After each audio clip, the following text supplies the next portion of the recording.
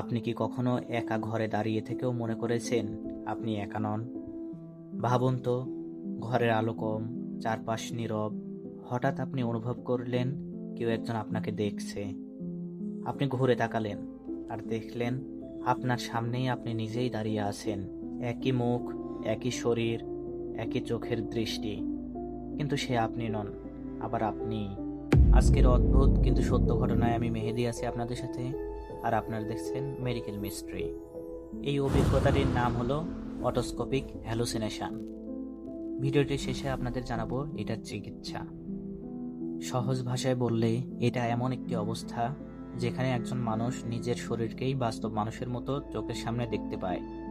এটা কোনো স্বপ্ন নয়, এটা কল্পনাও নয়, এটা ঘটে সম্পূর্ণ জাগ্রত অবস্থায়। অনেক রোগী বলে, আমি জানতাম আমি বেঁচে আছি, কিন্তু তবুও আমি নিজেকে বাইরে দাঁড়িয়ে থাকতে দেখেছি। অনেক সংস্কৃতিতে এই অভিজ্ঞতাকে বলা হয় আত্মা বের হয়ে যাওয়া, ছায়া দেখা বা অলৌকিক ঘটনা। কিন্তু আধুনিক চিকিৎসা বিজ্ঞান বলে এটা পুরোপুরি নিউরোলজিক্যাল সমস্যা। এখানে কোনো আত্মা নেই, কোনো জিন নেই, কোনো অলৌকিক শক্তিও নেই। সমস্যাটা হচ্ছে মস্তিষ্কে। আমাদের মস্তিষ্ক সবসময় তিনটি তথ্য একসাথে মিলিয়ে দেখে: আমি কোথায় দাঁড়িয়ে আছি, আমার শরীর কোথায়, আমি কি দেখছি। এই তিনটি তথ্য মিলেই আমাদের নিজেকে অনুভব করা তৈরি হয়। অটোস্কোপিক হ্যালুসিনেশন হলে এই সিস্টেমটা ভেঙে যায়। মস্তিষ্ক ভুলভাবে হিসাব করে ফেলে আর মনে করে আমার শরীরটা নাকি আমার থেকে আলাদা হয়ে আছে। বেশিরভাগ ক্ষেত্রে সমস্যা হয় মস্তিষ্কের টেম্পোরোপ্যারাইটাল জাংশন এই অংশে। এই জায়গাটাই নিয়ন্ত্রণ করে শরীরের অবস্থান, নিজের অস্তিত্বের অনুভূতি আর চারপাশের জগতের সাথে সম্পর্ক। এই জায়গায় সামান্য ক্ষতিও ভয়ঙ্কর অভিজ্ঞতা তৈরি করতে পারে। এই অভিজ্ঞতা দেখা যেতে পারে মৃগী রোগে, তীব্র মাইগ্রেনের সময়, স্ট্রোকের সময়, ব্রেইন টিউমার থাকলে, দীর্ঘ সময় ঘুম না হলে, তীব্র মানসিক চাপ বা ট্রমার পর। অনেক সময় একদম সুস্থ মানুষও চরম ক্লান্তির সময় এই অভিজ্ঞতা পেতে পারে। রোগীরা বলে, আমি নিজেকে বিছানার পাশে দাঁড়িয়ে থাকতে দেখেছি, মনে হচ্ছিল আমি শরীরের ভেতরে নেই, আমি দুজন হয়ে গিয়েছিলাম। কিন্তু রোগী আবার বলে ওই শরীরটা নড়াচড়া করছিল না, শুধু তাকিয়েছিল। এই অভিজ্ঞতা কয়েক সেকেন্ড থেকে কয়েক মিনিট পর্যন্ত স্থায়ী হতে পারে।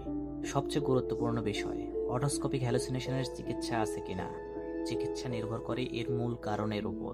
প্রথমেই বলেছিলাম এই রোগটা হয় মৃগী, স্ট্রোক, টিউমার, মাইগ্রেনের কারণে। এজন্য এগুলোর মধ্যে কোনটির জন্য এই রোগটা হয়েছে সেটা আগে খুঁজে বের করতে হয়, যার জন্য টেস্ট করার প্রয়োজন পড়ে MRI, CT scan, EEG, neurological examination. কারণ অনুযায়ী চিকিৎসা বদলায়। মৃগী থাকলে অ্যান্টি এপিলেপটিক ড্রাগস, মাইগ্রেন হলে মাইগ্রেন কন্ট্রোল মেডিসিনস, এবং মানসিক চাপ থাকলে অ্যান্টি অ্যাংজাইটি বা অ্যান্টি ডিপ্রেসেন্টস। এই ওষুধগুলো হ্যালুসিনেশনের ফ্রিকোয়েন্সি কমাতে সাহায্য করে। স্লিপ ও লাইফস্টাইল ঠিক করার মাধ্যমেও এটা অনেকটাই ঠিক হয়। ঠিকমতো ঘুম, মানসিক চাপ কমানো, স্ক্রিন টাইম কমানো, অর্থাৎ ইলেকট্রিক ডিভাইস কম চালানো, এই সাধারণ জিনিসগুলোই লক্ষণ অনেক কমিয়ে দেয়। কিছু রোগীর ক্ষেত্রে থেরাপির মাধ্যমে ভয় ও বিভ্রান্তি কমানো হয়, কারণ অভিজ্ঞতাটা যতটা ভয়ঙ্কর, মানসিক প্রভাবও ততটাই গভীর। অভিজ্ঞতাটা ভয়ঙ্কর হলেও এটা নিজে নিজে সাধারণত প্রাণঘাতী নয়, কিন্তু এটা হতে পারে কোনো গভীর ব্রেইন সমস্যার সংকেত। তাই এমন অভিজ্ঞতা হলে ডাক্তারের কাছে যাওয়া খুব জরুরি। ভাবুন তো, আপনি আয়নার সামনে না দাঁড়িয়ে নিজেকেই সামনে দাঁড়িয়ে দেখছেন। এক মুহূর্তের জন্য হলেও এই অভিজ্ঞতা মানুষের পুরো বাস্তবতাকে নাড়িয়ে দিতে পারে। এই কারণেই অটোস্কোপিক হ্যালুসিনেশন আজও বিজ্ঞানীদের কাছে একটি রেয়ার মেডিকেল মিস্ট্রি। এটাই ছিল আজকের অদ্ভুত কিন্তু সত্য মেডিকেল মিস্ট্রি।